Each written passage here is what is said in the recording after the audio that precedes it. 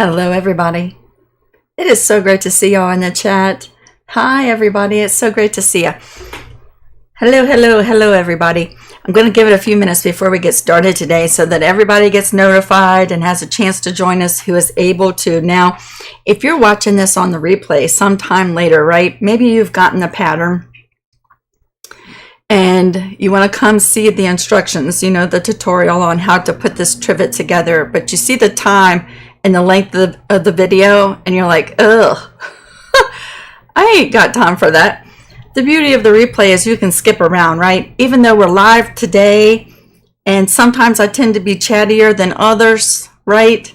And there's a whole bunch of stuff like when I'm live, I get to chat with everybody, which I love that. That's the main reason I stream live anyways, right?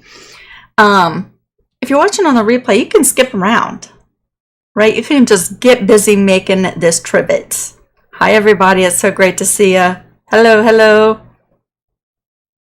We were just, Mimsy was just asking me about you, Hazel, and here you are.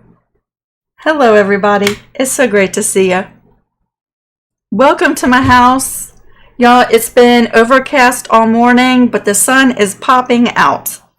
I was a little worried about, you know, we have Starlink internet, and sometimes on an overcast or cloudy day, or when weather moves in, our internet slows down just a little bit. I was a little bit worried about that, but the sun is coming out, so that's a good thing. See, Robin is in Maryland, and it's cloudy there. Maybe the sun will pop out for you too. Hi, everybody. Do y'all want to see what we're making today? Before we move on, I just have a couple things. Y'all, this pattern is free all the way through Sunday at midnight. Sunday evening, right? Grab it while it's free. Now, if you happen to catch this video and you want to make it after Monday, the pattern's going to be in my Etsy shop. But y'all, I try to keep my prices really low on my patterns, right? So you'll visit my Etsy shop. But one thing you're going to notice different this week when you go to download the pattern while it's free is that it's going to bring you over to my Patreon. You do not have to be a member of Patreon to access free content that I put on Patreon. Did you know that? You could be a free member, and occasionally I post things for free on Patreon. So while you're there, go ahead and sign up to be a free member if you want. And that's where the pattern is going to be, because my Google storage is running low. I have so many patterns on there and so many links that I'm running out of Google storage space. And I'm kind of on the cheap side, and I don't want to pay to upgrade my Google storage space. And do you know how much stuff you have to have in that cloud somewhere to fill up the free amount of storage space you have? A lot. But I'm starting to run low. So the link is going to look different. It's going to say it's a Patreon link, but you can still grab it for free. Okay? Monday, September the 1st, you can find this in my Etsy shop. How does being a free member work?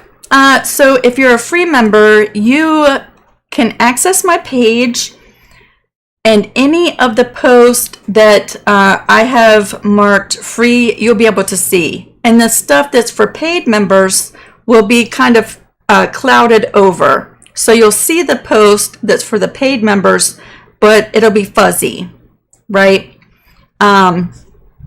But yeah, I'm going to try to be more active for my free members over there, because I have a ton of free members as well. Okay. What else? Oh, next week, y'all, we are going live, but we're not doing a project, and I don't know what time yet. So if you're not subscribed yet, and you want to get notified when I'm live, go ahead and subscribe.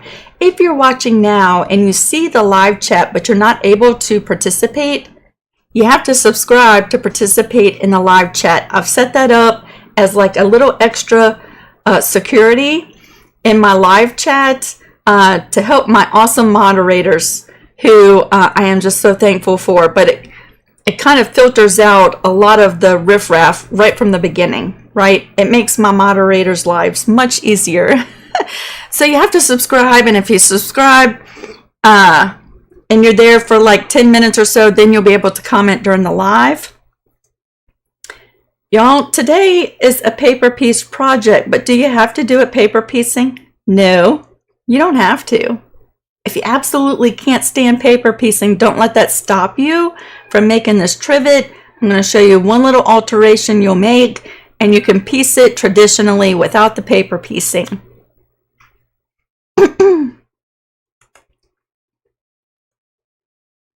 Faye, you're running out of Google space too. I think you have to have a lot of stuff on there to start running out. Robin pays only 99 cents for extra storage. Yeah. I don't know, maybe I'll do it one day. But I'm just like, you know what? Oh, that's just one more thing. That's one more thing. Okay, so before we get started, I just want to show y'all something because I have had so much fun. And I think, you know, if we just chit chat for a minute, it gives everybody a chance to come in and get settled. But I want to just show y'all something. I've been having so much fun. Let's come down here for a second. This past week, okay, so I've had Embroidery Stitch Artist 2 for years. And if I needed to do something, I would use it, but I didn't love doing embroidery. It just wasn't fun for me. But since I got my new machine, I have like a renewed sense of excitement about embroidery. So this week I went and I upgraded my Stitch Artist to level 3. And I've been digitizing some stuff, y'all. So I was saying next week, I'm coming live. We're not doing a project, but I'm going to be volunteering at the market days in Matthews. If you live anywhere close by within driving distance, you'll have to come and see me. I'm volunteering at the Women's Club booth from 11 to 1. So if you are local, come by and see me. But so I wanted to make some projects to donate to the booth, right? Because they're raising money for the high school band. And so I said, you know what? I'm going to embroider a couple little projects to donate. And I'm having so much fun. So this first one is a little mug rug. Isn't that cute? I digitized the crab as a bean stitch. And then I added Matthews, Virginia in there. And then I did some background quilting all in the hoop, right? I even added the back in the hoop, which I'm not really crazy about. I don't absolutely love that. Right, but isn't the front so cute? And then I said, well, let me get creative with it. Hazel, yes, I got a new machine. I did not get rid of my beloved Juki. No, ma'am, I still have it. And I'll break her out if I'm stitching out something really like that takes a lot of time, right? But I got a Baby Lock Altair. And it's a embroidery and sewing machine combo. So then I said, well, let me try this, right? I love this format as a little quilt, right? I have one right here. This is going to be Patreon's free project for September, right? But I took the same body of that and I digitized it to be an in the hoop project. So each one of these fabrics were pieced right in the hoop. And then I did a crab applique and I put Matthews, Virginia right there, right? And then I did some background quilting, all digitized in Embroidery, all stitched out in the hoop. I am having so much fun. Thank you, Sherry. Thank you. So I'm having a blast. And so yeah. I just had to share that because I'm super excited about it. But that's the reason why we're not going to be here at 12 noon next week. Subscribe. You'll get notified when we come live. And we're just going to chit chat. That's all we're doing next week. Okay, so let me bring over what today's video is all about, right? The pumpkin trivet. Y'all, I did this one in felt, flannel. I wanted to say felt. It's not felt. It's flannel. It is cozy. it's cozy, right? Here's the back of it. I should have used black in my bobbin. I didn't. I'm also donating this to the Women's Club to sell during market days. This is a good size trivet, y'all. This is 14.5 by 14.5. Very easy if you are new to paper piecing. I want you to give it a try, but I'm going to show you here in a second how you could modify these little templates if you insist on not doing paper piecing.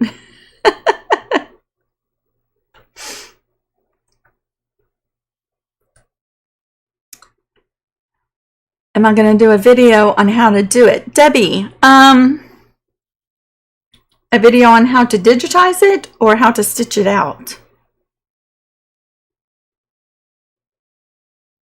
Brenda, you must be subscribed on YouTube, because if you weren't, you wouldn't be able to talk during the live chat. Okay, what was I saying? Let me think. You know what? I skipped past something. I wanted to show you because y'all, since Sunday Stars, which I have not picked back up, I have not put together my quilt yet. Since working with that quilt though, all I want to do is small projects. But someone had asked me like 2 weeks ago if I could do a Halloween table runner. Well, I think this pattern serves as fall, Thanksgiving, Halloween, or if you just love pumpkins, right? Patsy needs a class on Embrilliance. You know what helped me, Patsy, is I belong to several Embrilliance Facebook pages, and there are, like, Lisa Shaw is just wonderful here on YouTube. She has a lifetime supply of tutorials right here on YouTube. I meant to come back here because you can not only just make this as a trivet, or you don't even have to make it as a trivet. It could be a mini quilt, right? A wall hanging, a centerpiece for your table, anything you do with a little quilt, right? I like to just use mine as trivets because I like my projects to have dual purposes, right? But if you wanted to take this one block and turn it into a table runner, I just like to give a little example of what that would look like. Isn't that so cute? You make 4 blocks, add a little border, like cut your border at 2.5 inches, and add yourself a little border around the 4 blocks, and there is a very festive table runner, right? And if you alternated the blocks, every other block, look how cute that is, right? Don't you love that? So there is my Halloween or fall or Thanksgiving table runner. Just take this block and make a bigger project. You could make a whole quilt from it. Julie said, what modules do you need in Embrilliance? I just purchased Essentials. Essentials is a great place to start. I had Stitch Level Artist 2 for umpteen million years and just upgraded to 3 because, let me come back down here. I'll show you what you can do very, very easily in level 3. It's called Inflate, and you can echo quilt your applique or your design. That was the whole reason I upgraded. That's the whole reason. Essentials, you know, there's so many different suites and levels. I don't know what all is included, right? But that's the whole reason I upgraded to 3, was to do that. You might be able to do that in Essentials. I don't know.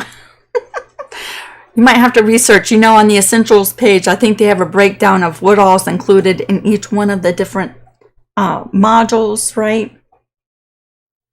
But for this project, I stitched this in my 9 by 14 inch hoop. Okay, so it was digitized that size for that particular hoop. So yeah. Brenda, I just used a cotton batting, but if you wanted to like really secure, you know, if you're putting this on a table that is heat sensitive, absolutely use Insulbrite instead of batting or along with your batting, right? Or double up your batting. Okay, so yeah, that's the table runner. Let me just walk you through this pattern, okay? Now, just to let you know, I've already pre-cut my fabrics according to the templates that are in the pattern. I do have a batting prepared and a backing fabric prepared. So once we're done with the block, if y'all want to keep going, I can layer this project and finish it with you, but primarily we're focused on making the block.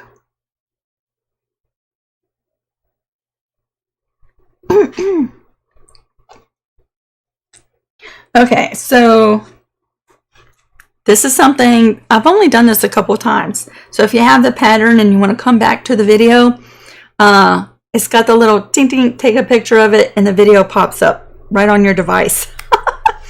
Okay. Because I designed this as a paper piecing project, I do not give a lot of written instructions on how to do the paper piecing portion because I will confuse you so much, right? Many of you know how to do paper piecing and you don't need that written out for you. But this video is going to serve as the instructions for the paper piecing portion, okay? So, I think my pages are out of order. Maybe not. You have pages of pre-cutting templates. If you're like me and you like to pre-cut your fabrics using the templates, you have several pages with all the templates, and you'll go ahead and pre-cut your pieces. Now, when cutting out your fabrics using the templates, make sure your fabric with the right side facing up. Lay your template down and cut out your pieces, okay? So I've already done that, and there is a little guide to show you where all these pieces go in the trivet, right? Then you have a couple of pages of the foundation. Now, I just want to say, if 1 week would go by without me making a mistake, that would be fantastic. But I got too excited and I uploaded the pattern on Patreon, and I went to print it out a couple hours later and I realized I had not included the foundation pages. So if you're printing out your pattern and you're missing these pages, go back and re-download it because I fixed it to include the foundations, right? I had to go back and fix it. So you have, what is it, 4 pages of foundations, and I thought, let's go ahead and glue those together as part of today's tutorial, right? Because I think that that might be helpful for some.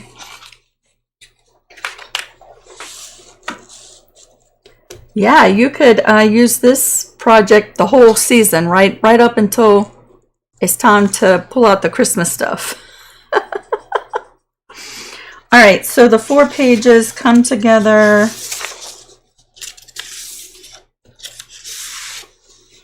like this, right?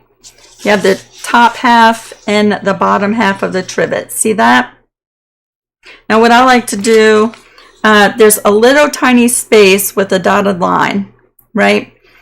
On these 2 pages, I'm going to leave that space there and give myself a little tiny space to add some glue. And I'm going to glue these pages together. All right, so let me do that. Y'all just feel free to chit chat while I'm gluing this together.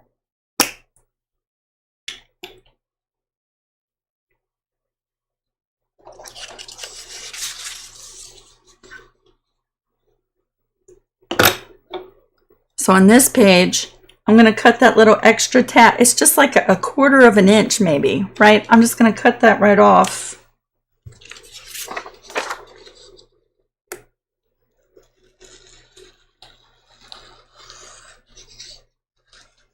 See that? And then I'm going to glue it together.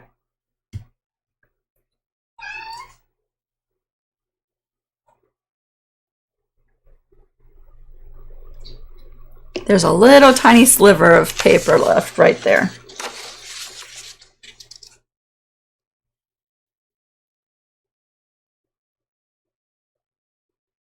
Just matching up that raw edge that I cut to that little dotted line, right? And then all this extra, that can come off. And I'm going to do that with the top half. So this extra, I'm going to cut off right on that dotted line.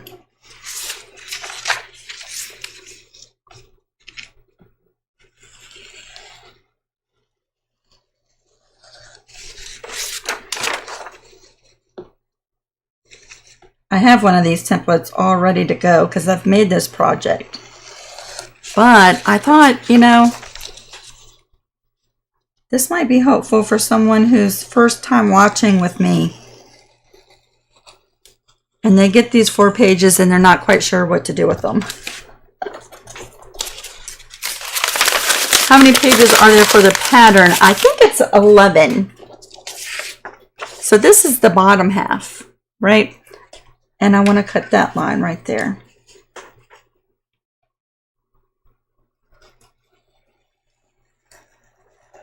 The cool thing is, once you put this together, you only have to do it once if you save it, right?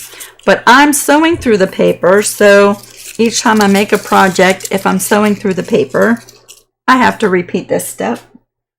But there are ways to paper piece without sewing through the paper, right? And a lot of my older paper piecing videos actually show how to do that. I don't know why I've just started sewing through the paper. Okay, so I'm going to glue right there.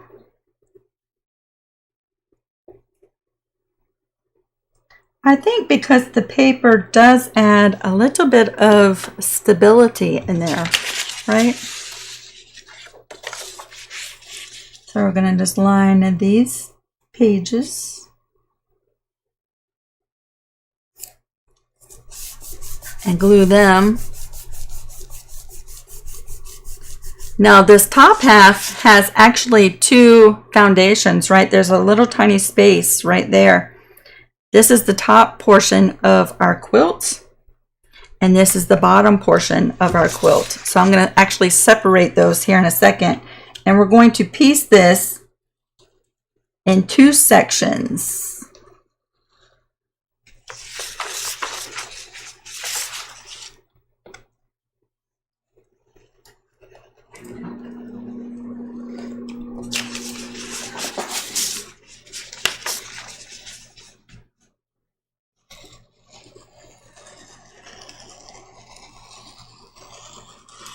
So there's the top section for my pumpkin, right? I'm going to go ahead and get rid of this extra here too.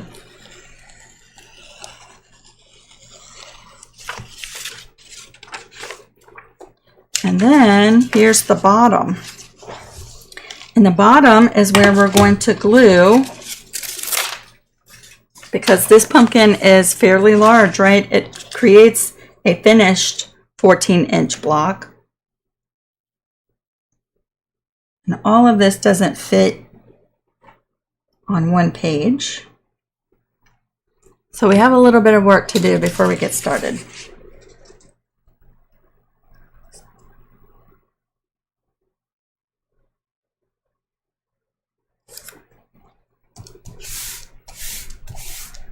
So there's the body of our pumpkin, right? You can turn that off now. So there you go. I have to sneeze. Oh, sorry.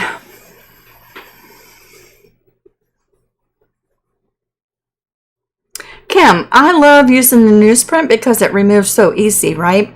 So if you like using the newsprint, just print the last 4 pages right on the newsprint, right? You could also print this on freezer paper, which is wonderful for doing paper piecing too, right? Today I'm just using regular copy paper. So I think it's all on what you prefer, right? Nita, I've had so much practice cutting freehanded with my cutter.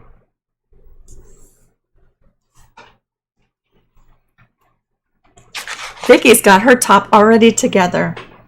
Vicky, you're gonna have to share a picture on Creative Crew so we can see your pumpkin. Okay, so we're piecing this in 2 different sections, right? And what I've done is I've already pre-cut all of my fabrics for each one of these positions. Today I'm working in a combination of quilter's cotton and flannel. And so yeah, if you like pre-cutting all your pieces and then just sitting down and sewing, the templates are really, really handy. Now, let me just tell you, if you see this and you're like, I will never do this project because it's paper piecing. I loathe paper piecing. I don't care which way you do it. I'm not doing it. You could cut out each one of these pieces and sew them together in the same order that I'm sewing mine, right? Without paper piecing. Set up your machine with a 1/4 inch seam allowance. Use your templates to pre-cut your pieces, but guess what? On the templates, I've given a full 1/2 inch allowance for some wiggle room while we're paper piecing. If you take these templates, where do I have a ruler handy? I do. If you take these pieces and you bring in a ruler and you match up that solid line and you make yourself a new template with just a 1/4 inch seam allowance, right? Just doing a quick little demonstration. And you cut out your fabric. See that? You cut out your fabric pieces to this new measurement. You should be able to piece this trivet without doing the paper piecing. There's your piece right there, right? So if the paper piecing thought is going to stop you from making the pumpkin, that's what I would do.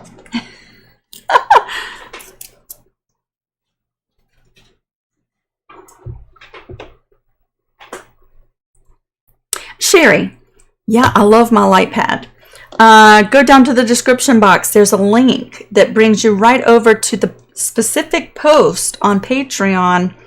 And you don't have to be a member of Patreon to grab this pattern, okay? But while you're there, you might as well sign up to be a free member. And so if I post free content, you see it, right? But you don't have to be a member of Patreon. There's a link down in the description box. It brings you right to that post. And there's the little download link. And dink, you got the pattern. Nita said, I will do it because it's paper piecing.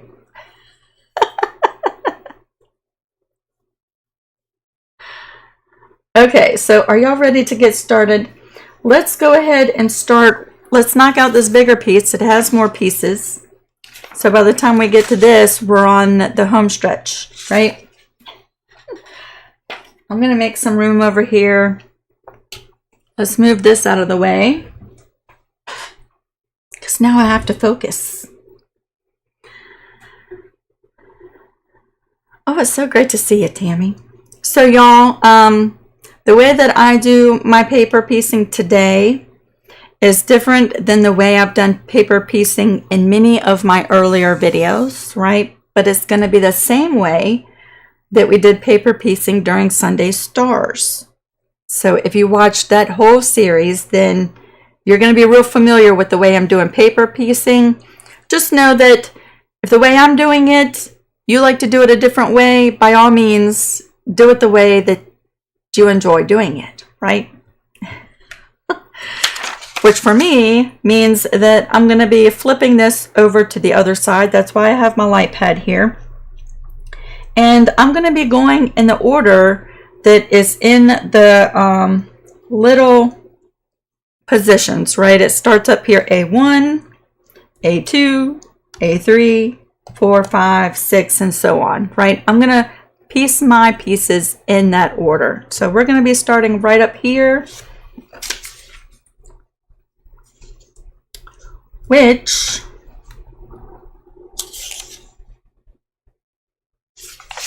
yes, I have to flip it over. Always get confused working from the back side, right? Which is the H piece. So let me find all my pieces. I have them stacked here.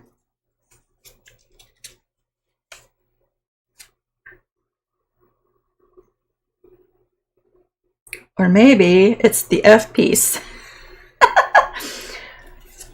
They're both cut the same way, except they're mirror imaged, right? So it's the F piece. Because I'd be looking at it. I'm looking at it on the wrong side. So I'm starting right here, right?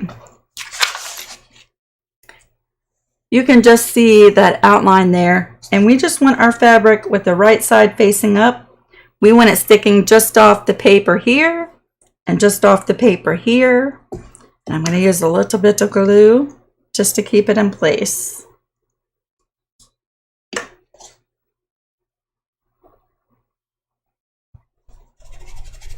Using the light pad and not pre-folding on all of the lines. Maybe that's why I switched over to stitching on the paper, is even though I have to make a new template each time. Y'all saw me go through that, right? It was pretty quick. Each time I have to make a new foundation, but I don't have to pre-fold on all of these lines, right? And then we're bringing over the A2 piece, which is the start of our pumpkin.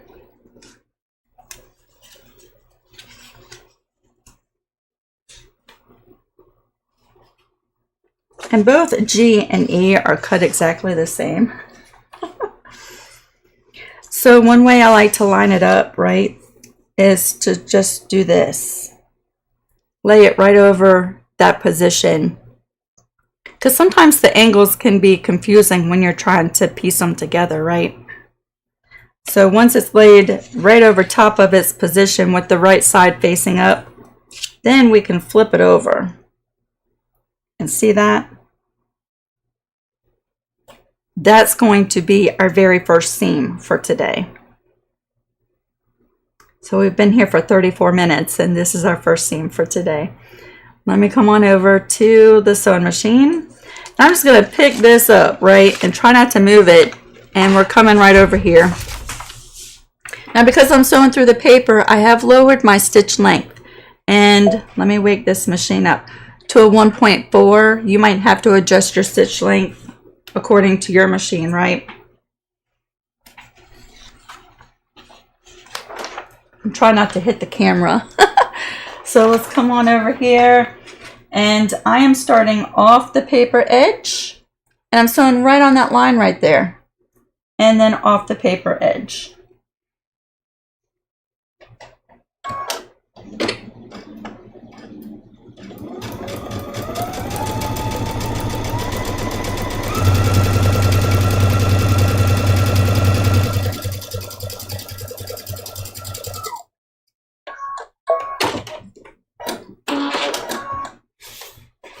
So there's our first seam. So now we can come back and we can fold this paper out of the way.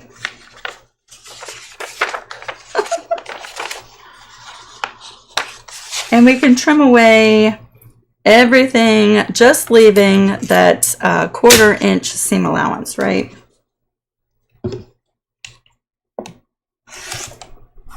So there's that little tiny sliver.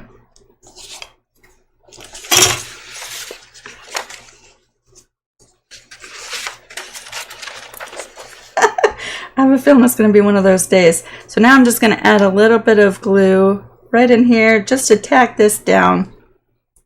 And so it's going to stay in place and not flop around like you see it doing.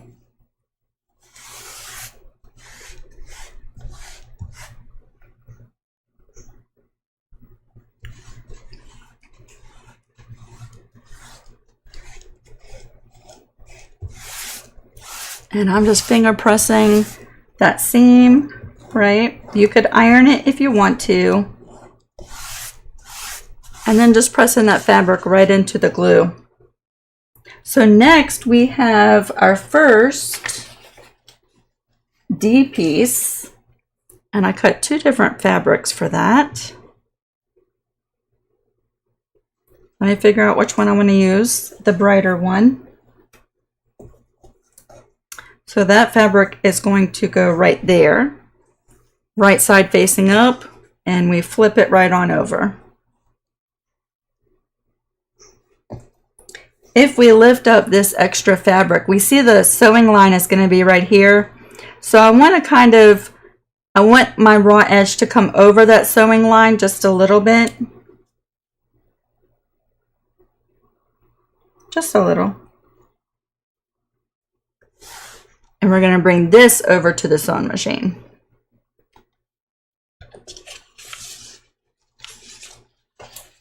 So I'm just pinching everything, right?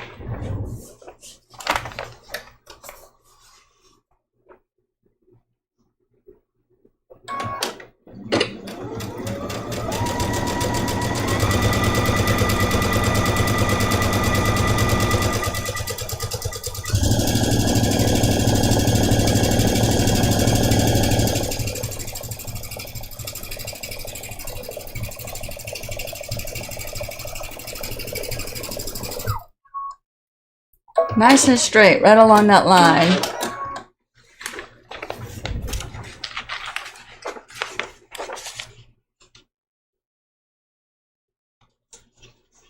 Now I'm going to cut that extra off.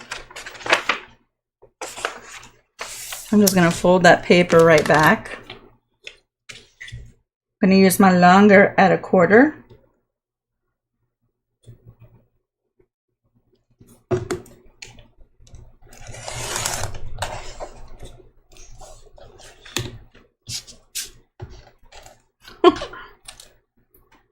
It's just hanging right off the edge there.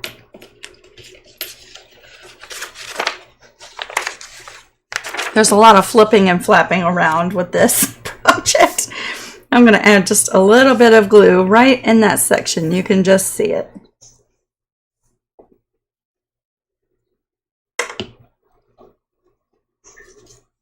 See, and the pumpkin's already starting to take shape.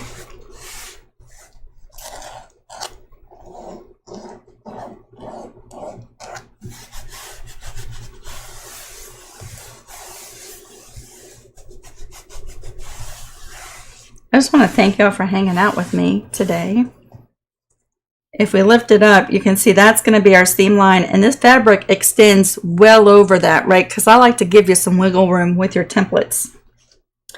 But when we're lining up this next fabric that's going to go here, right side facing up, flip it over, right side facing down, we can back away from the raw edge of that fabric just a little bit to ensure that when this fabric is flipped over, it's going to cover that line there. So see that extra little sliver right there? That's what I like to do. We're going to bring this over and sew this.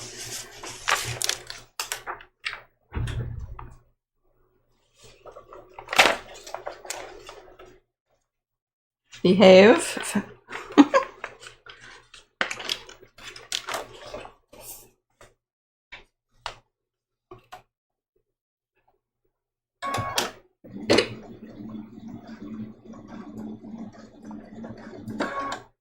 You know what? I forgot to do that little tiny corner.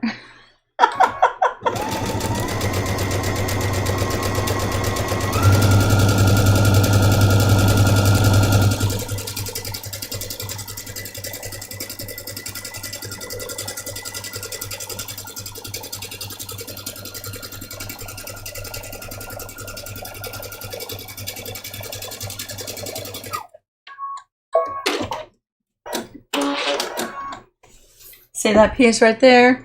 I totally skipped right past it. Oh no. All right, so let's trim this extra fabric, and then we're going to go back and do A3. I just totally got ahead of myself.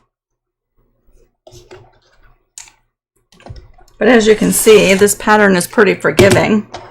If you skip past it, it doesn't really much matter.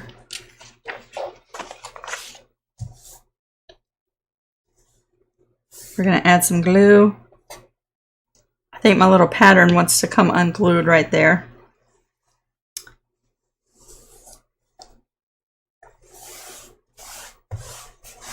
And we're pressing that fabric right on over.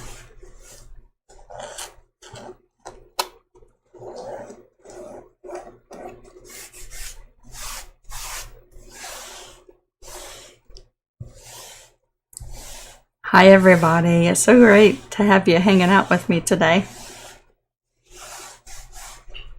Okay, let's come back and do this little triangle that I forgot down here. Now in mine, see this one I did a pumpkin at night, right? I did black all around the pumpkin. Kind of looks just like he's glowing sitting in the dark, right? And even the bottom corners I did black. And this one, I'm doing a flannel bluish fabric for the sky. And I cut a green flannel for the bottom two triangles, like it's sitting in grass with a blue sky above it. So there's all different kinds of looks you can get, right? Let's flip it over and let's do this little A3 triangle that I forgot right there. You can see that fabric extends well beyond that stitching line, right? So you know what I'm going to do? Just to help me line up this triangle a little bit easier. So I'm going to fold it right back on that line. I'm going to trim up this extra fabric just a little bit. Probably a little bit more than 1/4 of an inch right there, right? I think that's going to help me line up this fabric.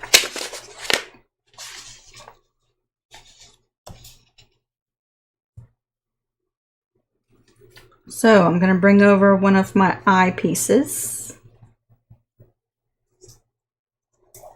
The long part of the triangle is right there, right? So if you lay it out like that, it's a lot easier not to get confused which side you're sewing on. I'm going to flip it over now. And just to help me line up, each corner should be like diagonal from one another. See that? If that helps you line up that piece, I'm going to go sew this triangle on.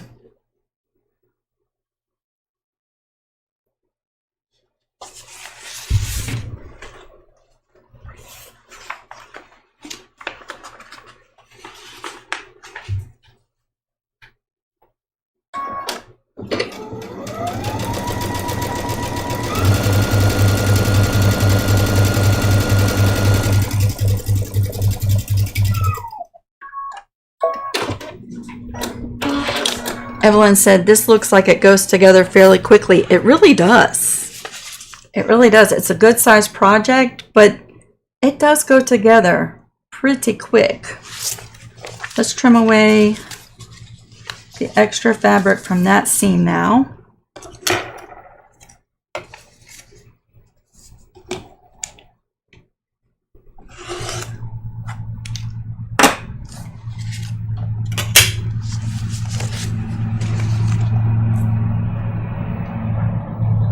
Oh, somebody's cutting grass. Y'all gonna hear a grass cutter.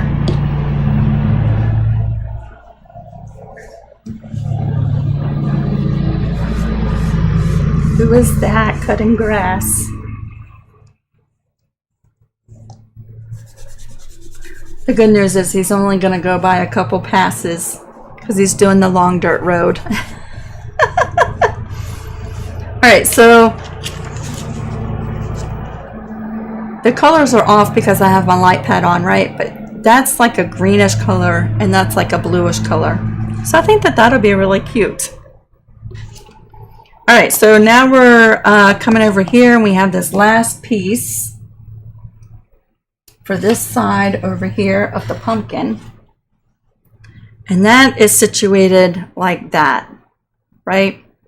No, my camera's doing something funny. Don't mess up, camera. Don't mess up. We're going to flip this over. See how much, there's the sewing line, and the fabric goes right over it. So I'm going to back off of this too, just to ensure that when this piece is flipped, it goes off the paper edge, right?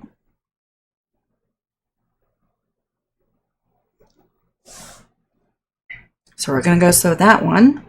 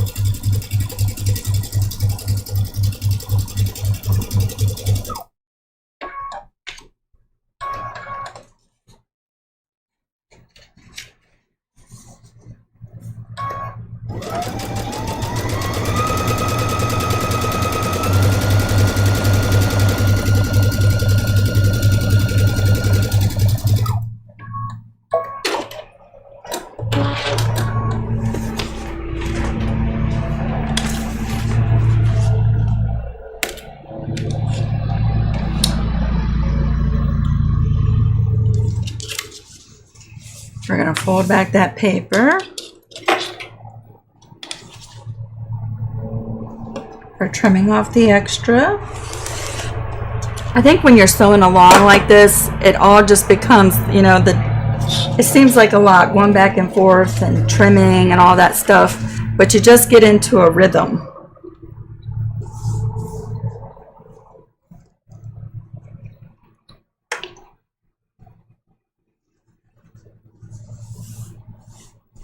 So I have a scrappy pumpkin. Isn't that cute?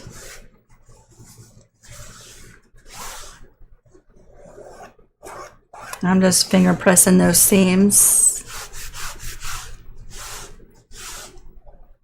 So let's flip this over. We have the sky and the grass left to do. And when we flip it over, you see how much extra fabric we have there and there. I'm going to go ahead and just trim some of that up. It just helps me give a more accurate placement with these triangles at the bottom and the top. There we go. See that? That way I don't have to eyeball placing that triangle back away.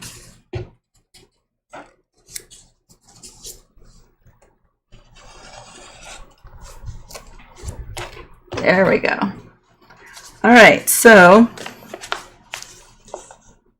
7 is down here. Let's do that one first. Again, the long part of the triangle is right there. So long part of that triangle right there.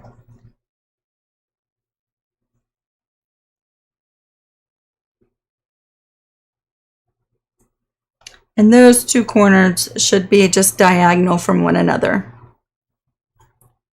This poor camera is having a fit today. It can't mess up today.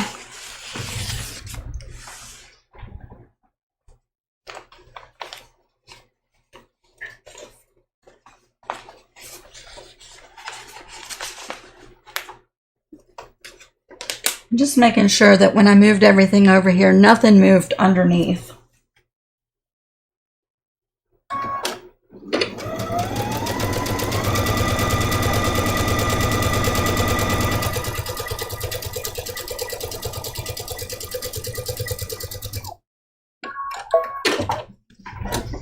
And since we've already trimmed the extra bit from the other triangle at the top, while we're right here, I'm just going to flip it right on over, okay?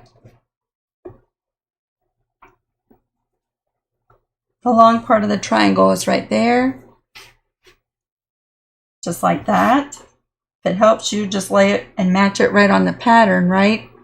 And then flip it over.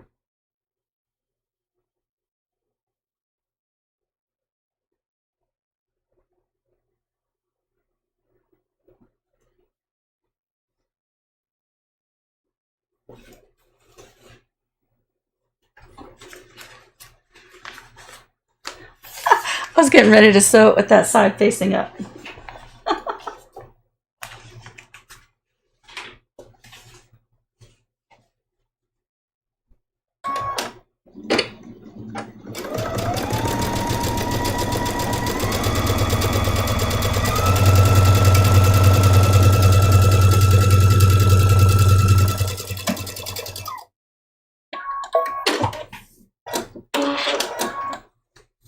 Okay, so there's the last two pieces on that, and I forgot to get my ruler, so let me just slide right over there and get my longer ruler.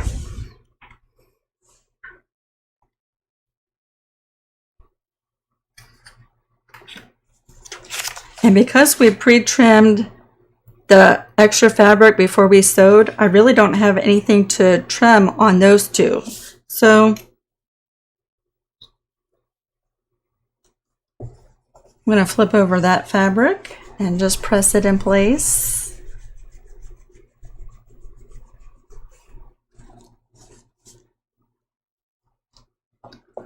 And flip over that fabric and press it in place. This camera's having a fit today. Y'all give me a second. While this glue is just drying for a second, let me see if I can't fix this camera first so it doesn't mess up.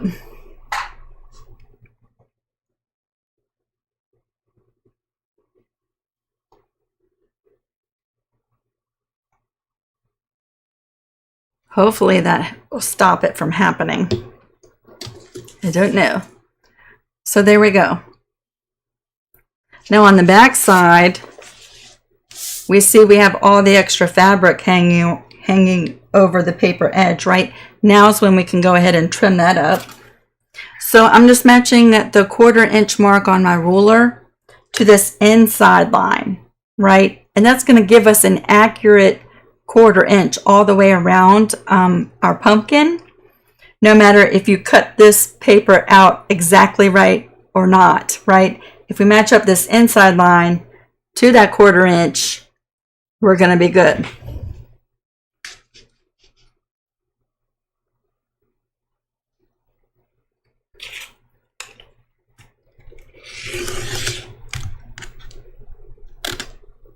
So there goes that first side. Let's do this other short side.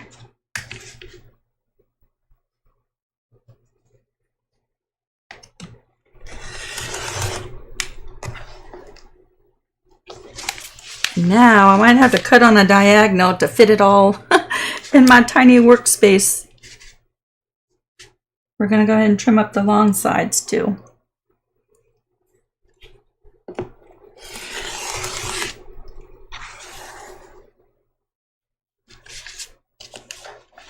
I really feel like this is when the magic happens, right? Because it kind of looks a little messy before you do this part. But once you trim everything up, it just looks so perfect.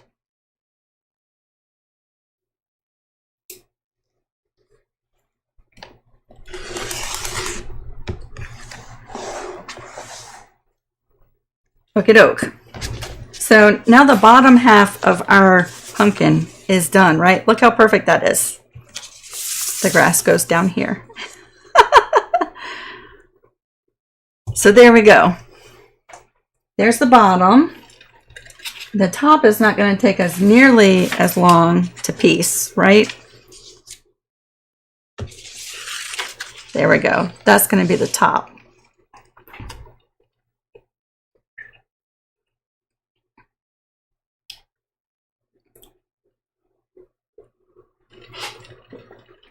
Thank you everybody for the thumbs up. It does help my videos a lot.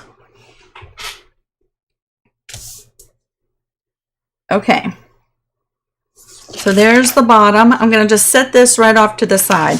Still has the paper on. I'm going to leave it on for a little bit. Okay. Let's set you over there. And now let's come to this section at the top. I'm going to turn my light pad back on. Okay. And I'm going to flip it right on over. I'm going to try and go in order. I just get too ahead of myself. So B1 and B2, we're starting right in the middle. And this is going to be our first fabric, right? And that's in the sky area. And then this is the trunk of the pumpkin. So the B1, I have a mess over here, I can tell you that. Let me find my pieces.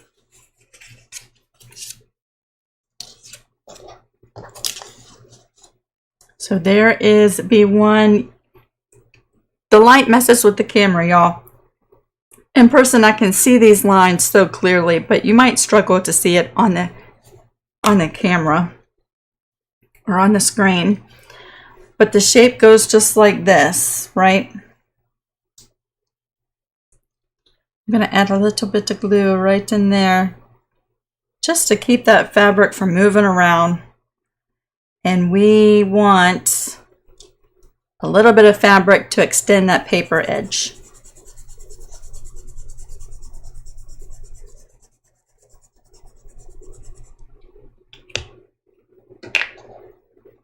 And then the trunk is situated just like that.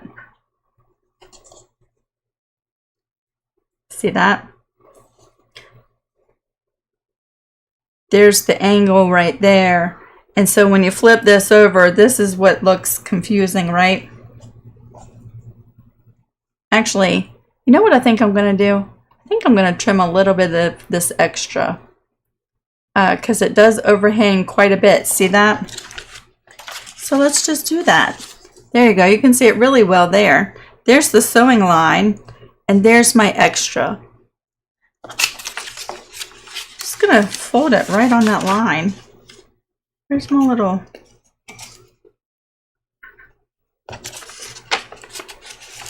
Because sometimes I do struggle placing these. There we go. See, if you just trim that up just a little bit. There's the 1/4 inch, just like that. So now it's just a little bit easier to place, right?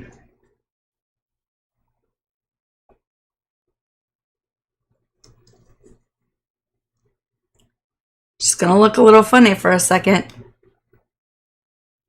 Let's bring this over. Flip it without moving any of those fabrics around. Now this seam is a little bit different, right? Because we're starting in the middle of this whole foundation.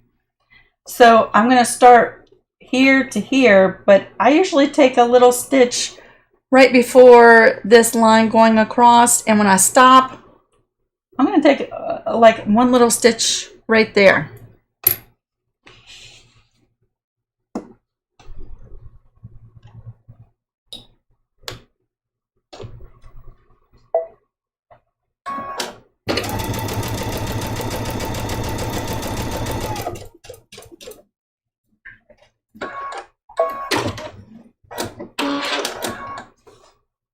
See, there's my little seam right there.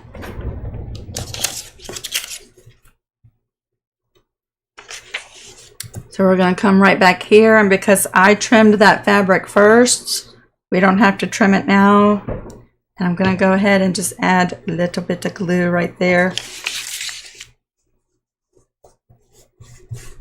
I find it easier to press away from me. That is really dark on the screen, isn't it?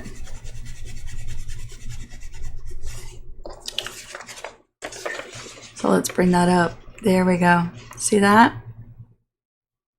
Now these other two pieces are going to go by really quickly, right? They are the last pieces, the C pieces. They're both cut exactly the same. So I'm going to bring this to the sewing machine one time, and we're going to add these pieces just like that. See that?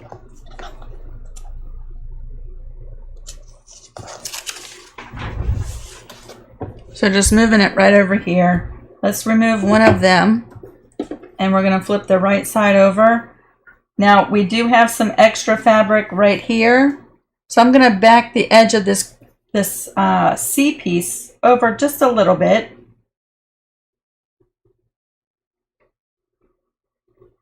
Just a smidgen, just like that. See that? And then we're going to flip it over and sew right on that line. Actually, quite a bit. Let me back it away a little bit more. There we go.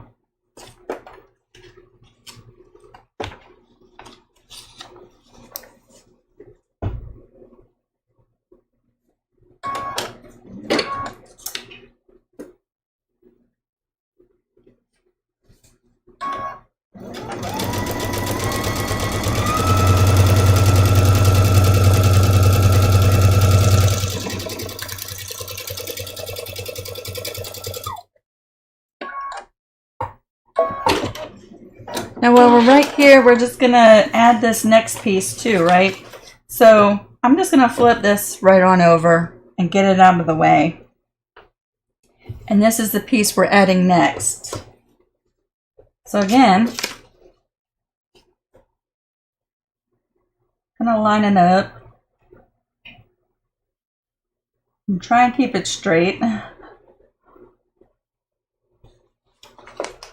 And flip it right on over.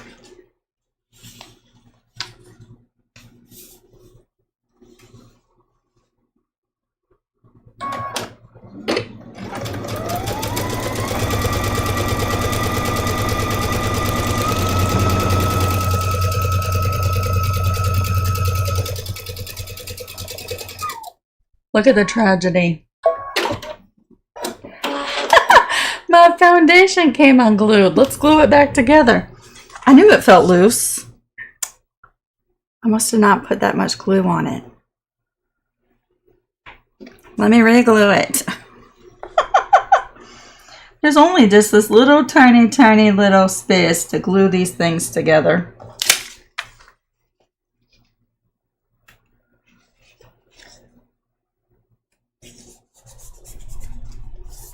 Kind of important that it stays together at least for a little bit, because it's going to help me trim up this piece,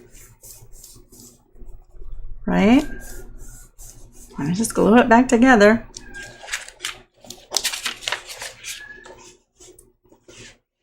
All right, and while we're right here, let's go ahead and trim up this extra fabric. So I'm going to fold it right back on the sewing line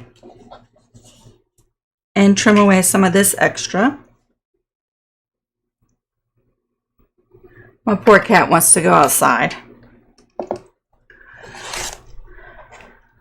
But his father must have brought him inside for some reason, so he has to stay in.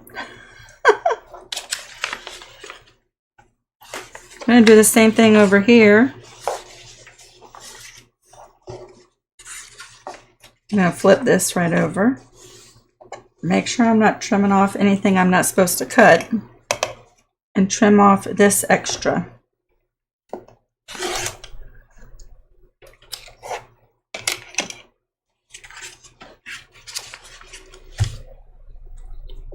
Now we're gluing.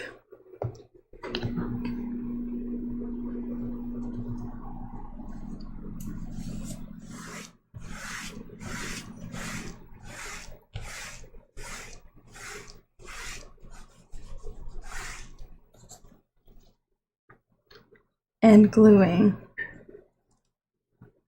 I feel like I've missed a lot of the live chat. That's okay, I'll come back tonight and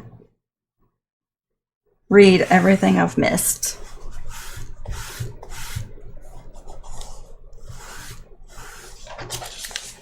So there we go, we have that perfect little angle of the trunk, right? See that? Let's go ahead and trim this up.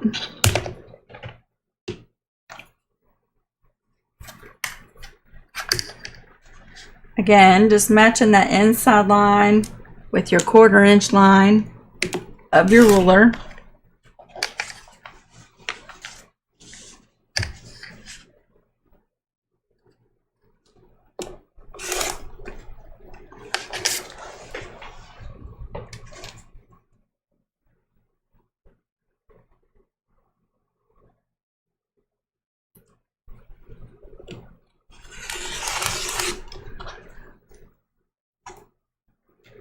That's why I like to give like a whole 1/2 inch extra on all the sides. Did you see how close that fabric was to that paper edge? And it was all in the way that I placed it when I was sewing it. Right? Over here, I did a much better job.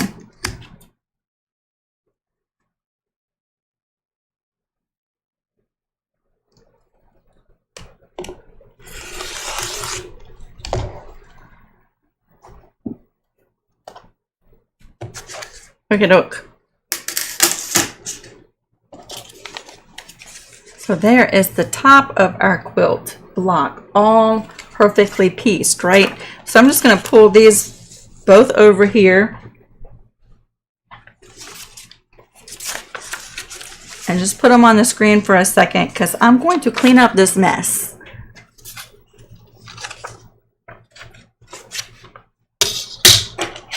I've got slivers of stuff everywhere. And I kind of find it hard to concentrate at some point once it all gets like that. So save my little templates. Save those. And then I can get rid of all the slivers. But, I mean, a lot of people will say, I don't like paper piecing because there's so much waste, right? But when using the templates, this is all we have trimmed away from all of those pieces, right? So that's hardly anything, right? That's the reason I like using the pre-cutting templates. So to finish this block is real easy, y'all. We're flipping the top right over to the bottom, and they should match up perfectly. See that? And with the paper still on, I have my little sewing line.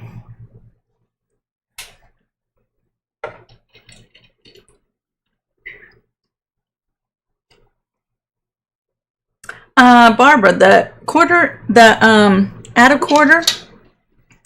I got mine. Well, I got this one at a quilt shop, and then I bought my big one on Amazon, right? So if you don't have a local quilt shop close by, if you do, check them out, right? But you can find both of these rulers right on Amazon if you don't have anywhere locally to go grab one. But this one is the longer one. This is the 12-inch. It's got the little lip, and this is the add a quarter, and this is what, 6 inches. This one has a tapered edge, right?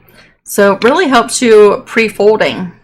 This one does not have that tapered edge. See that? It's hard to see. And I like working with them both. This is my favorite though. So if you were only to get one, get this one. You can still cut the longer seams. You just slide it right along that papered edge, right? But yeah, there's those two. All right, I'm going to bring this over to the sewing machine. We have one more seam to finish the piecing part, right? This.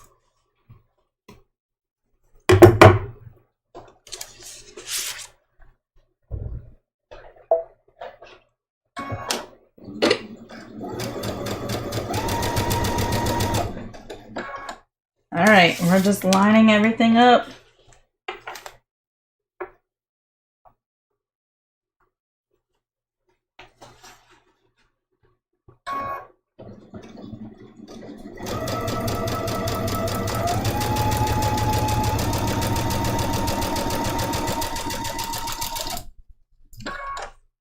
Before I go too much further, I just like, she's got some length to her. This is a big quilt block, which means it would make a quilt so fast, right? I just like to make sure she's straight all the way down, which you can't see yet.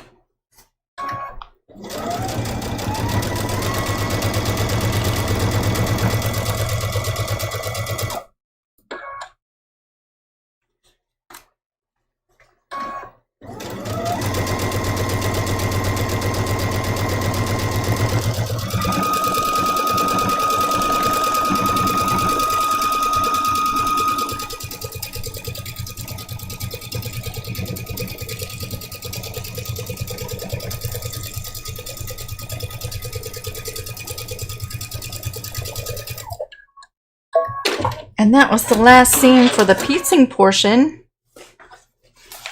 I do have I don't know that I did not put any links to this ruler down in the description box.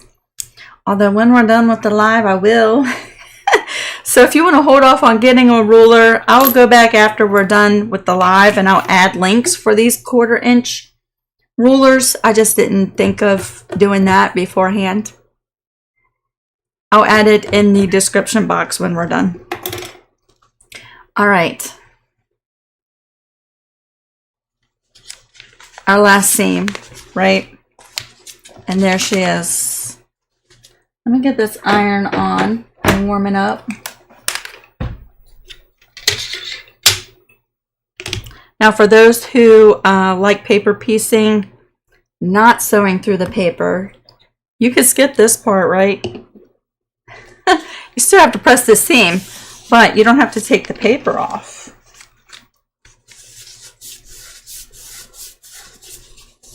Now I printed my foundations right on regular copy paper. That's one of the reasons why a lower stitch length will really help taking this paper off, right? Just see, I'm just kind of working this seam to get it nice and flat. I sewed with flannel, so that's flannel, flannel, flannel, and both of those are flannel. So I have some thickness in my seam. And what I'm going to do is just start taking off some of this paper right in that seam.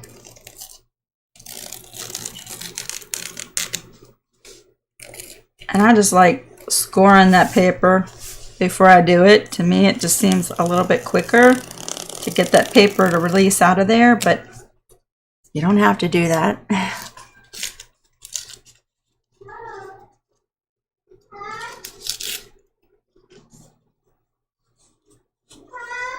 Oh no, can you hear my bird?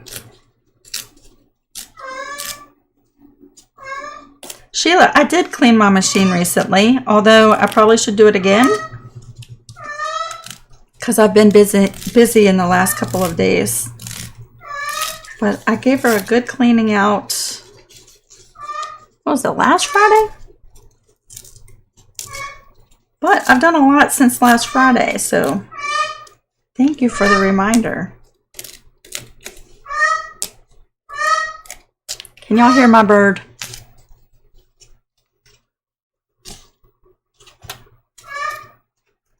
I think you can.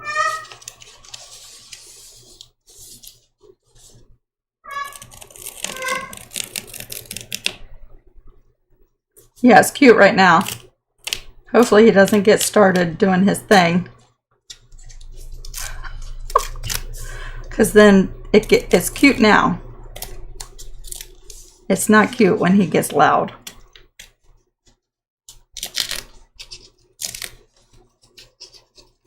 But see, the cat wants to go outside, so the cat's crying.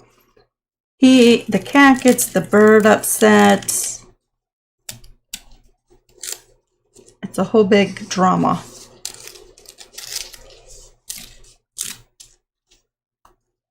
Now I will say the newsprint removes so much easier than copy paper does.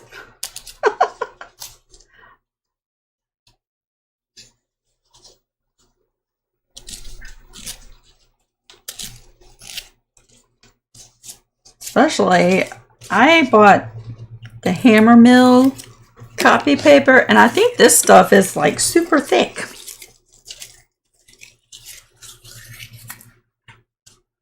All right, how do I want to press this seam?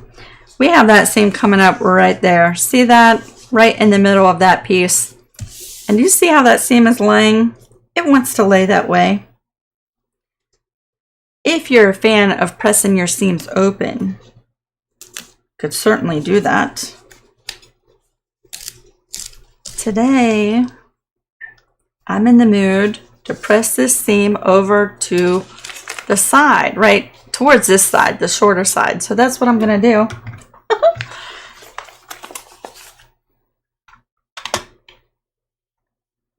I still have my paper on. That's okay. I'm gonna go ahead and just give this a press.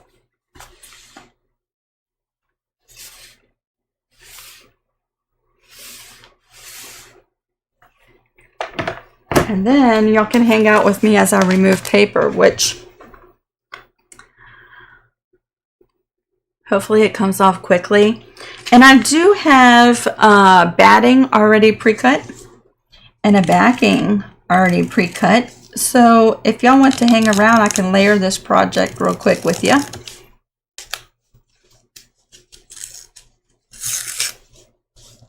But I really just want you to see the final result, right? When I flip this block over and see the pumpkin all stitched together. That's my main goal.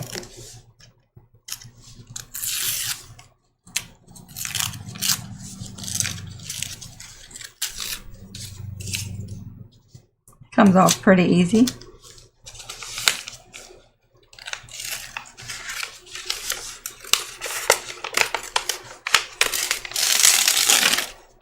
See that? I'm going to make another big hot mess.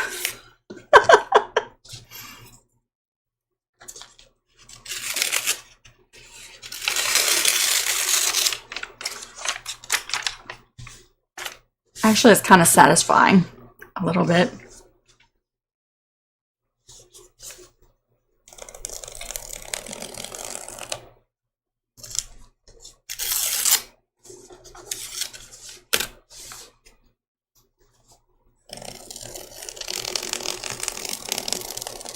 That bird gets going at night. When we go to bed, our bedroom's upstairs and the bird stays downstairs here at this house. If we go upstairs and we talk loud enough where the bird can hear us, he gets so mad. Like, I think he feels like we're ignoring him. He can hear us talking, but he can't see us, and he goes off. And it doesn't matter what time of the night it is. Like if we go to bed at 11 and we say anything, the bird's going off. If we stay up till 1 o'clock in the morning and decide to go to bed, and we start having a conversation in bed and the bird can hear us, he's gonna go off. And when everything, the world is so quiet at 1 o'clock in the morning, and he starts going off like that, I guarantee you, you could hear him across the street. That's how loud he is.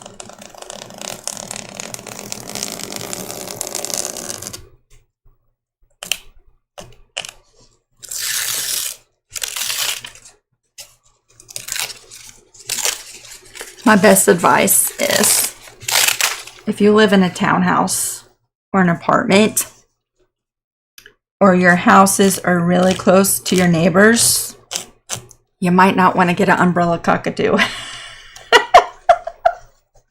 That's my best advice in today's video. Because your neighbors are going to be so mad.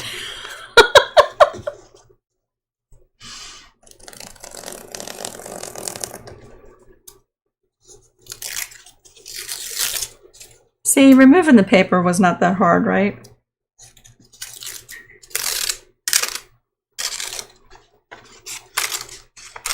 There we go. Now, are y'all ready for the big reveal? Let me throw all these scraps away.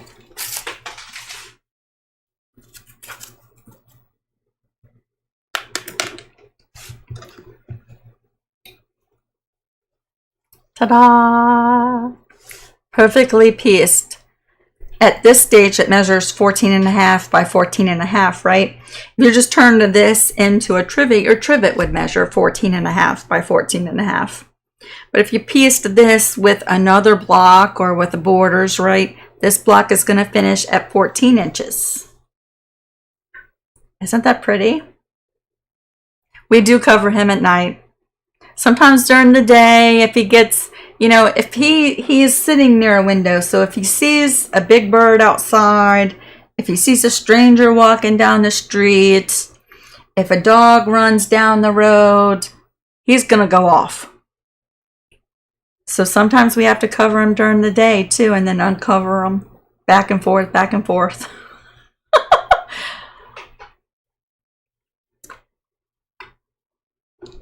His name is Popcorn, but we call him Poppy. So there's my block. Isn't that so pretty? So to finish this up, you know, if you were making this into a different project, you're going to keep on sewing, right? And join it just the same way you would any of your projects, right? I would probably remove the paper first. Get each block to this stage right here, and then continue on.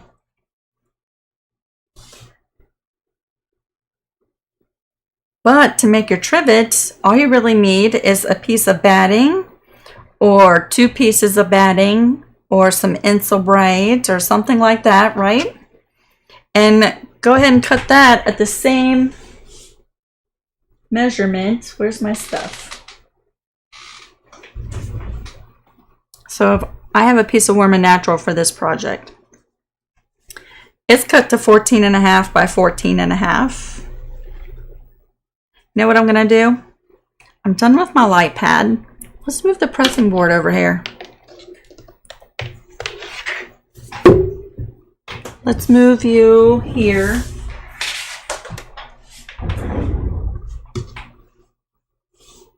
And let's move you here.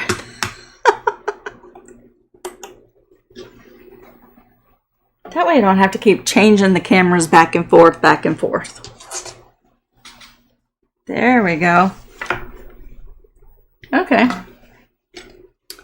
So I'm going to lay down my batting first. And I'm going to bring in my quilt top and just match it up.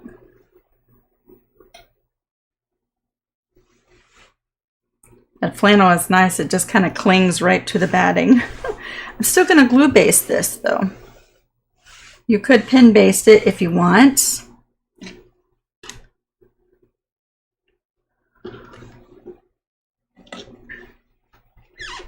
My pressing board's just a little bit bigger. There we go. And I'm just going to flip this up and glue baste it.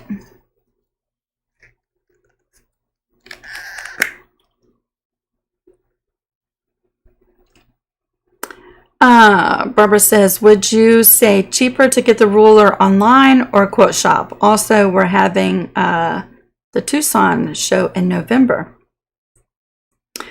You know, sometimes shows will have specials, so you might get a deal on the ruler. I don't know, a lot of quilt shops have Amazon stores. Did you know that? So I would just search around on Amazon and see what the price is, and maybe call up a quilt store that's going to be at the show and say, hey, do you have this ruler? Do you know how much you're going to charge for it? And see, you know, it might just be a couple dollars difference. It might be a big difference. And it might be worth waiting till November. I don't know.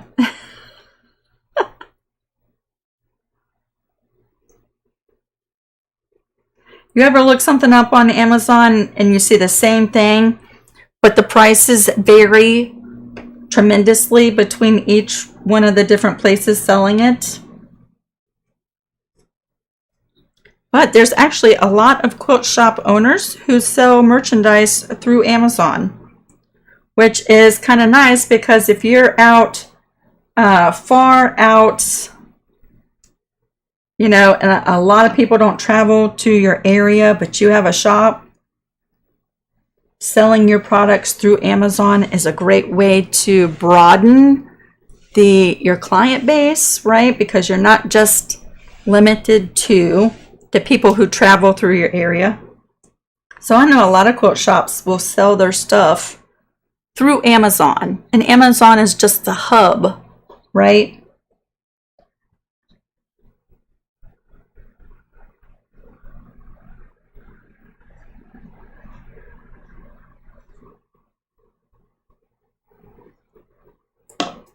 All right, I'm just glue basting.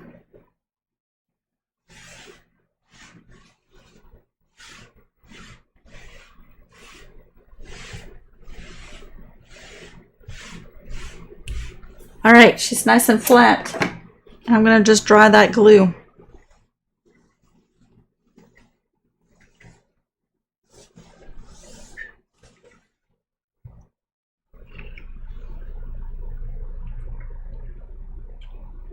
Susan, it's your first time watching the live. I'm so glad you're here.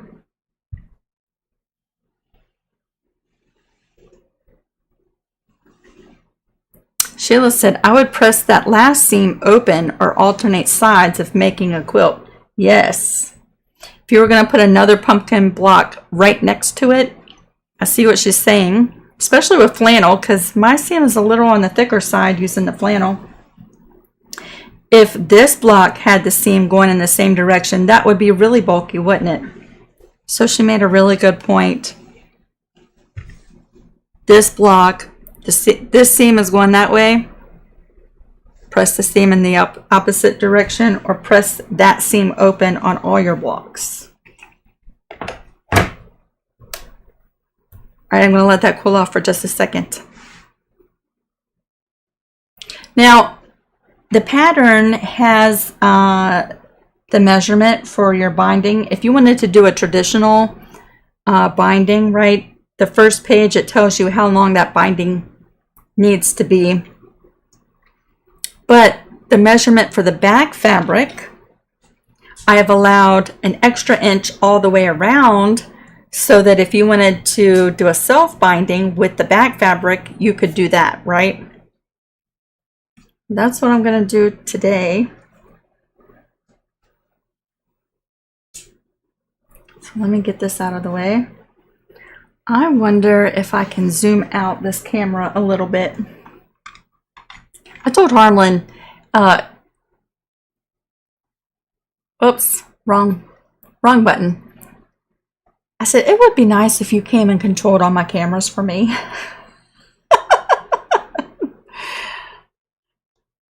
I think he has other things to do. There we go. I think y'all can see more now. You can see a lot more, I think. Okay, let's open up this back fabric. So, here's a ruler. Let's see how wide this ruler is. 1 inch. Perfect.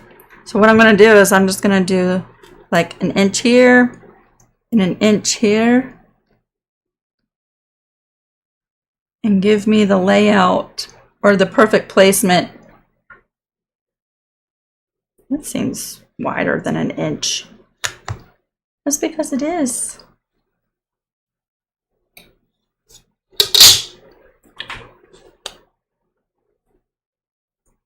There's a way around everything.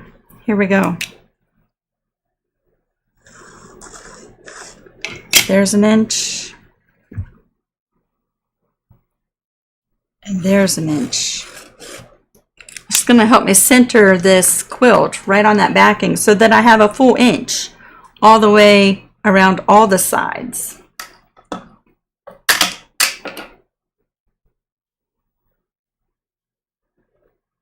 Like so.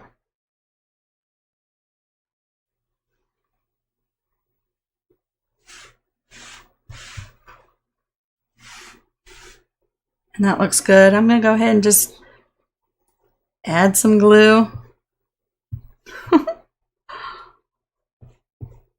Add some glue. You can see I'm not being really heavy-handed with it, just enough to tack it all in place. I don't want it to move.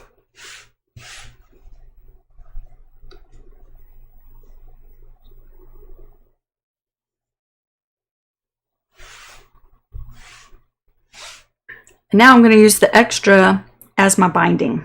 So y'all can hang out with me as I do that. And at least, I don't know that we'll hang out and quilt the whole thing together, but at least you'll have a finished look to this project, right? Because the binding will be folded over. And I've started just folding that corner on my self bindings. It's easier for me to work like this.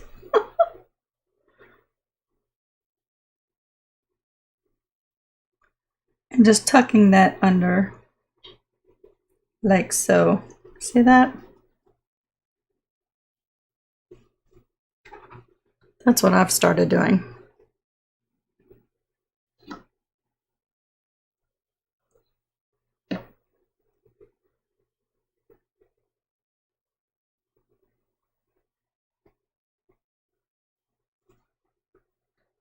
And then gluing.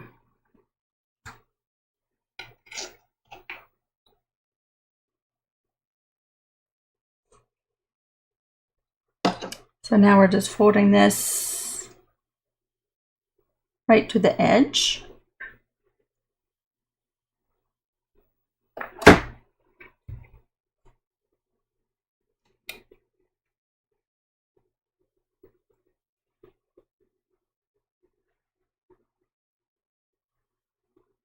And I'm just pressing to dry that glue, and it's really going to just hold that binding right where I want it to be, right?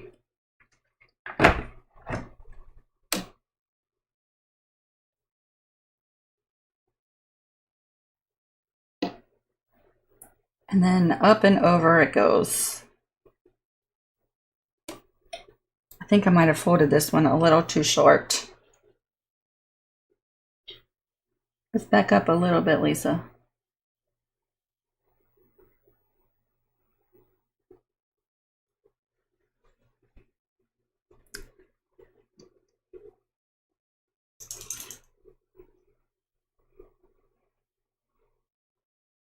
Reverse.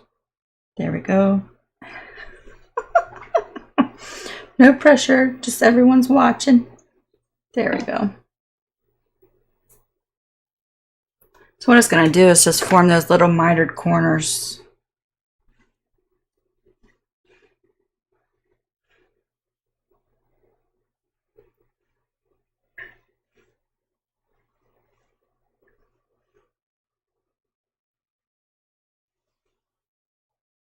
All right, there's our first side.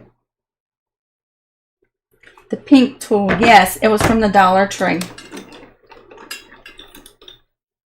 It's just a vinyl weeding tool. It's got like a little pokey, sharp end that's for weeding vinyl. And I like using it, not just for that, but for scoring the paper, right? When I'm paper piecing.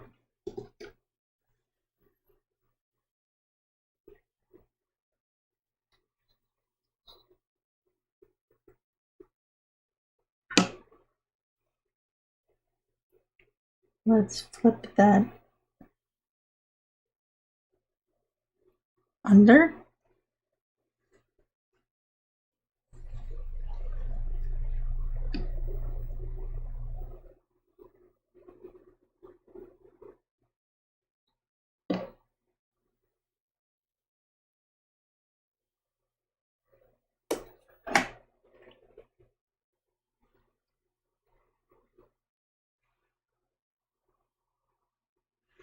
I'll tell you what, I am so hungry today.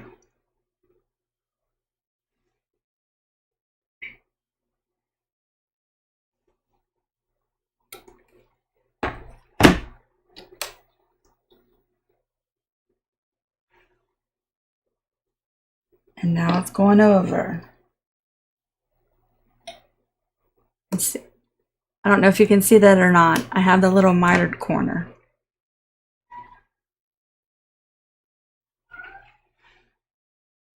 I love this brown fabric as a little border. You know, that binding just sort of finishes it with like a little tiny frame.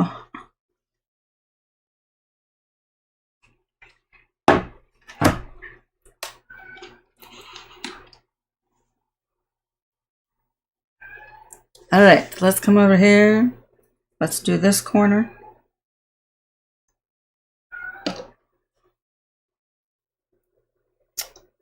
Yeah, I started doing my corners like this because it reduces the bulk in that binding. Do y'all do self-bindings a lot with your projects? The way I've done it for years is a little bit different than this. Let me back it away. A little bit different than this. And I usually have quite a bit of thickness, right, in that area, but this seems to be a lot thinner. It's just, you have to like play with it a little bit more.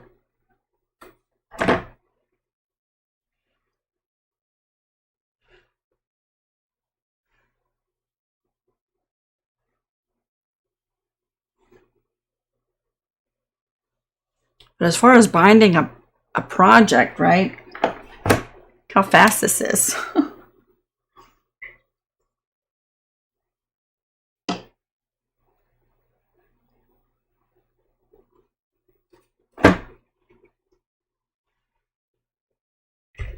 So once I get this done, the very first thing I would do, because I like to go ahead and stitch down my binding first. It's just going to lock it right in place, right?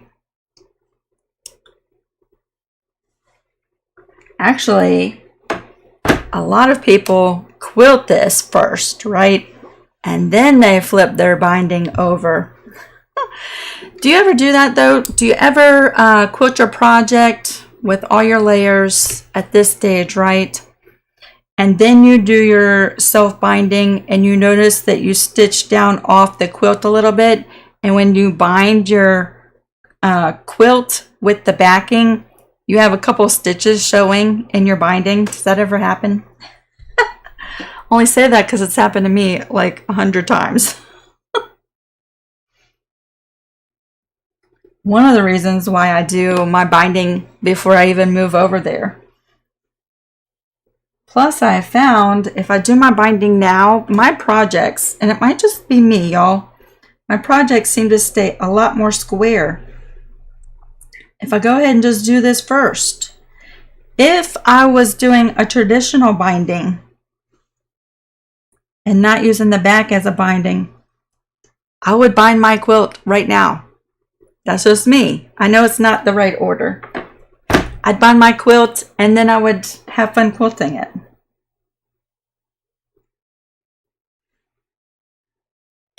That is not the correct order to do it.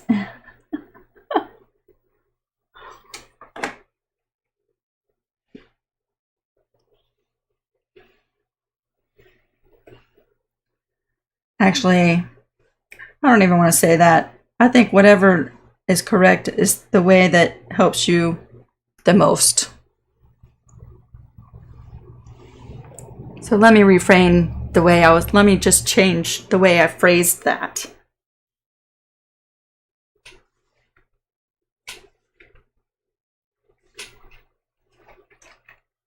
So there she is with her little binding. See that? Hello, Nadine.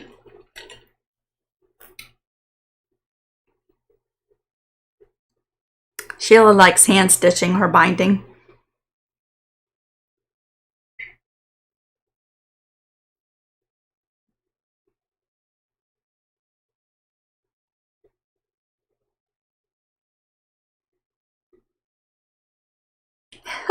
Mary Jo. Yeah, this is super cute, right? Super cute. So all I have left to do, let me just tell you what I would do next, because I'm not going to hold you up. We've been here an hour and 40 minutes already, and I can tell I need to eat some lunch. I would stitch down my binding right close to the edge all the way around, and I would change out my thread, and I would put in a brown thread for the bobbin and just stitch down my binding. I don't even have brown thread close to me, so y'all would have to wait for me to go do that and thread a bobbin and all that stuff. I didn't prepare for that. I would stitch down my binding, and then if the brown thread matches pretty nicely, I would quilt this very simply. Let me bring this over as my example, right? All I did is I started right here at my binding and I stitched I used a black thread, which matches the black flannel, right? And I stitched right in the black fabric, but right next to that seam, right through there. And then I came across and went up, over, down, over here, and down to the binding and cut the thread. And then I stitched right there, and I stitched right there. And then I changed the color of my top thread to like a tan color. And I stitched the ditch and those 3 seams right there. Super simple. Now you could have, I mean, the quilting possibilities with this are endless. I think you could have so much fun, especially doing some free motion work, right? But I was sitting here about half an hour before we started the live today, and I was looking at this, and I was like, you know what? I will probably put some tan thread back in the machine, because I think, well, this is nice and lovely, but don't you think, and I'm just going to use my heat erasing pen, don't you think if I came back in and just did some straight stitches right through that pumpkin, it would just give it a little bit of extra something? Do you see that?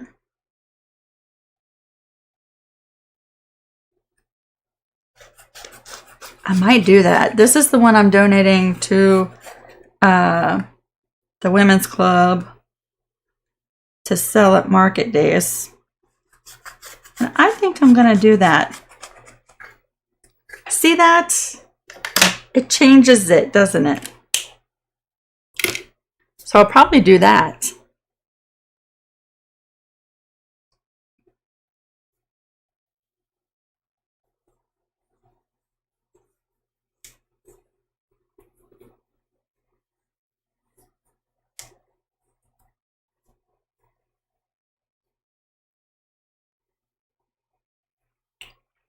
Does my new machine have quilting stitches programmed into it? It has so much. It has a lot. It has so much, I can't tell you what all is in that new machine. Let me just tell you. Yeah, it has a whole quilting section. Look how different the pumpkins look, just changing out the fabrics, right? Isn't that cool? There are there's sashiko stitches in this machine, which I have not tried yet. There just seems to be like there's never enough time in the day to do all the things that pop in your head, right? There's sashiko stitches in there, which I really want to try. But I could hoop this a couple times and do some really cool quilting too, right? With the embroidery side. So that would be fun. Ah, Tammy said, or even curved stitches. Yes, that would be fun. That would add a lot to it.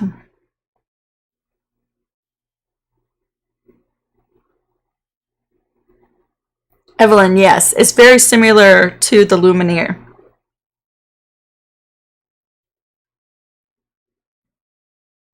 You're so welcome, Charlotte. Yeah, y'all grab this pattern while it's free. Don't get me wrong. After Monday, I'm putting this right in the Etsy shop. I think it's Etsy worthy, right? But if you have a chance to get it before Monday, do that while it's free. After that, I have absolutely no qualms about charging $4 for this pattern. Right? Oh, yeah, Barbara said you could add a phrase. Look at all this empty space up here. You could do welcome home. You could do a family's name, right? Right in there. That cat just wants to go outside so bad. I'm going to have to ask Harlan why he put him inside. Maybe there was a hawk out there or something.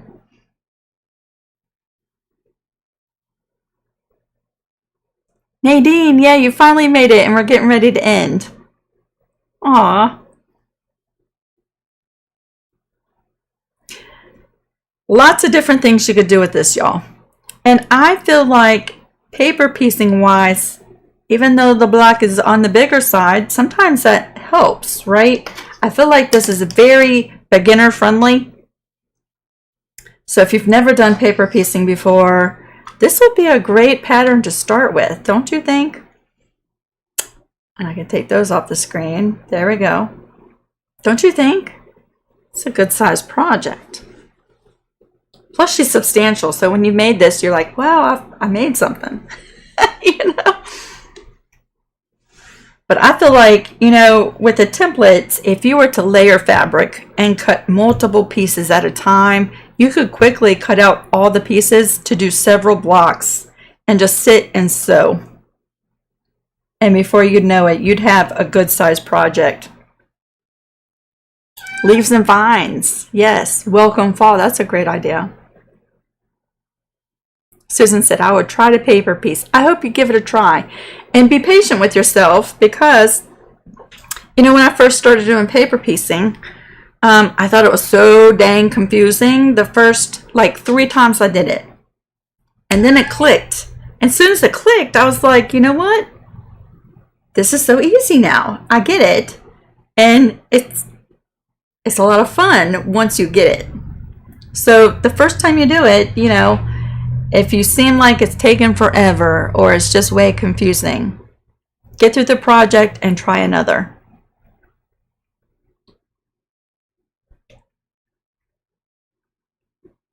I might add the extra like welcome to Matthews or something like that. I'm trying to keep it so that the people who live here, you know, it'll be like custom, right? So here's my other projects. I've been having so much fun. And the other day I was working and I digitized this little crab to stitch a bean stitch on this little mug rug.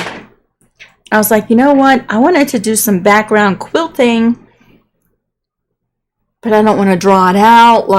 And so I went to the YouTubes and found a video, and they used a feature that I didn't have in Stitch Artist 2 called Inflate. And I was like, okay, it's time to upgrade to Stitch Artist 3. As soon as I did, it did a little echo quilting. And then I digitized this bad boy. Isn't that cute? I love these size quilts because with a little magnet, they stick on the fridge. And it's a perfect size, right? And you make a project and it doesn't take like several days start to finish, right? So I love little projects like this. Plus this fits in my little frame. See that? How cute is that? I might have to make me one. I'm going to just pin this on there. This is the one that we're going to be doing in September. It is the free pattern for Patreon for September. For everybody else, the pattern's going in the Etsy shop. But same size quilt. This one's a little bit longer, I think. But let me just hook this on there, because I might have to make me one of these. Isn't that super cute? Oh, these are just little Tim Holtz clips, because I'm too lazy to put a little hanger on the back of my quilt. I don't think that looks horrible though. Look how pretty. See that echo quilting around the crab? That was a click of a button. Aww, yep, I'm gonna have to make me one. Isn't that cute?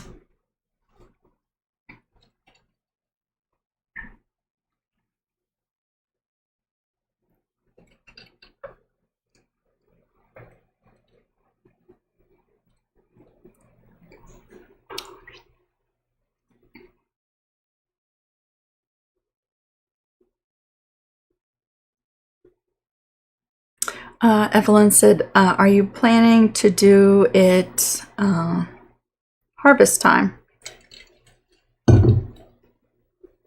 This one? So this is going to be sometime in September. Hopefully the sooner the better.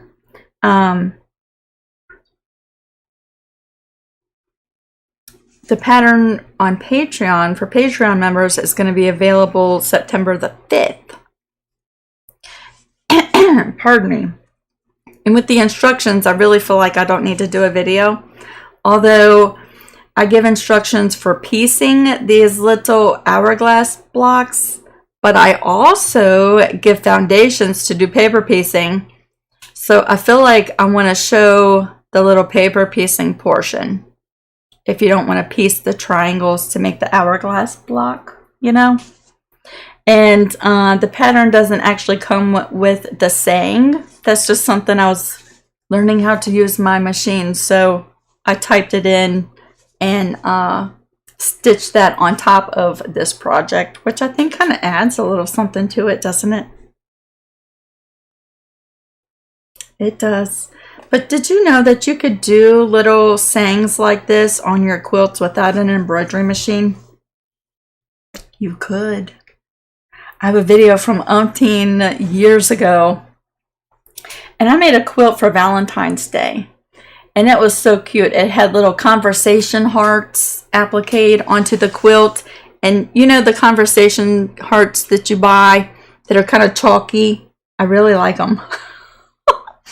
But they have the little sayings like cute and me too, whatever on them. In that video, I show you how to do little sayings without an embroidery machine. Because I really feel like I'm a huge supporter of, even if you don't have this equipment, there's always a way to do it, right? And I feel like if you have a passion and a will to create something,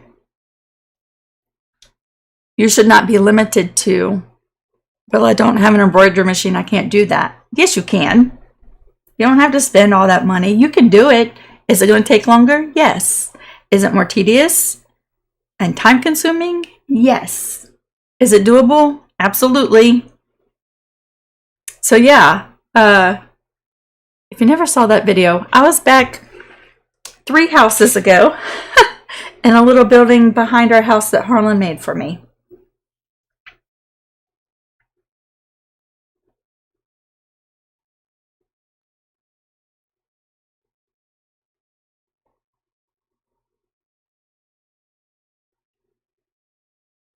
All right, y'all.